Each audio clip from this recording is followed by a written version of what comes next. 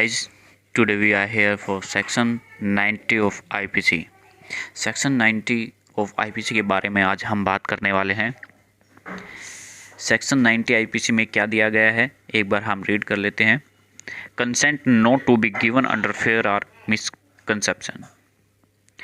एक बार इसकी डेफिनेशन रीड कर लेते हैं इंग्लिश में, उसके बाद हिंदी में रीड करेंगे, उसके बाद मैं आपको इसका सारा जो भी निचोड़ है वो मैं आपको बताऊंगा। A consent is not such a consent as it intended by any section of this code. If the consent is given by a person under fear of injury or under a misconception of fact, and if the person doing the act know or has reason to believe that the consent was given in consequence of such fear or misconceptions. एक बार इसको हिंदी में read कर लेते हैं। कोई सम्मति ऐसी सम्मति नहीं है जैसी इस संहिता की किसी धारा से आश्रित है, यदि वह सम्मति किसी व्यक्ति ने स्थिति भय के अधीन या तथ्य के भ्रम के अधीन दी हो, और यदि कार्य करने वाला व्यक्ति यह जानता हो या उसके पास विश्वास करने का कारण हो कि ऐसे भय या भ्रम के परिणाम स्वरूप वह सम्मति दी गई थी।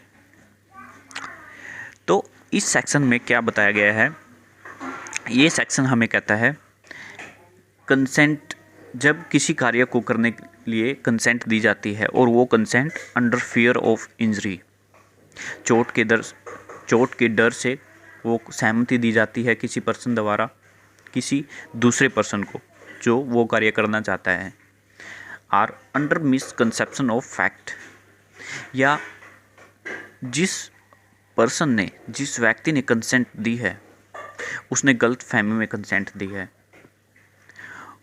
And who doing this act know all about that, और जो इस कार्य को करने वाला है या जिसको कंसेंट दी गई है इस कार्य को करने के लिए, उसको इसके बारे में पता है, रीजन टू बिलीव है, उसको इसके बारे में ये पता है कि भाई सामने वाले व्यक्ति ने जो कंसेंट दी है वो गलत फहमी की वजह से दी है, या उसको चोट मारने की जो धमकी दी गई है उसके डर से दी है।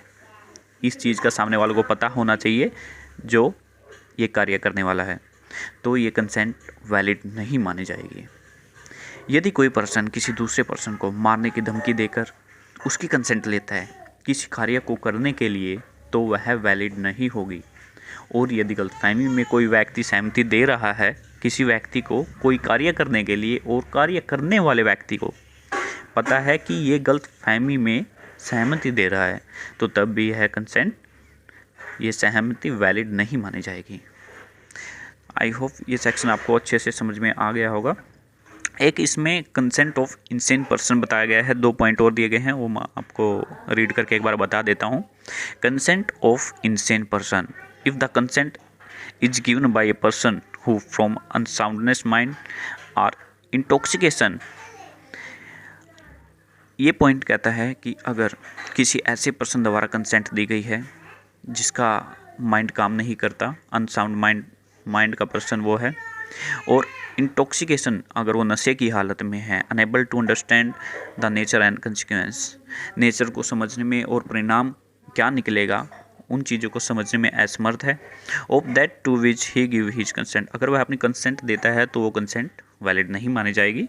Second point, consent of child, यहाँ पर सेकेंड पॉइंट दिया गया है consent of child, unless the contrary appear from the context if the consent is given by a person who is under 12 year of age, अगर कोई बच्चा under 12 year of as है, 12 साल से कम एज का है, अगर कोई कंसेंट देता है तो उसकी भी कंसेंट यहाँ पर वैलिड नहीं मानी जाएगी।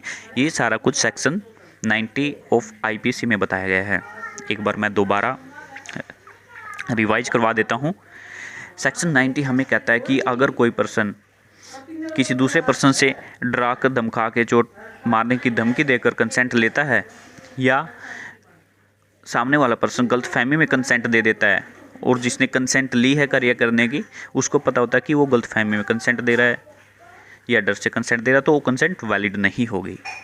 और इंसेन पर्सन, जो अनसाउंड माइंड, जो पागलपन जिसको बोलते हैं हम, ऐसा कोई पर्सन है जिसका दिमाग काम नहीं कर रहा है या वो नशे की हालत में है, परिणाम क्या निकलेंगे कार्य के वो समझने में असमर्थ है, वो कंसेंट देता है तो उसकी कंसेंट वैलिड नहीं होगी।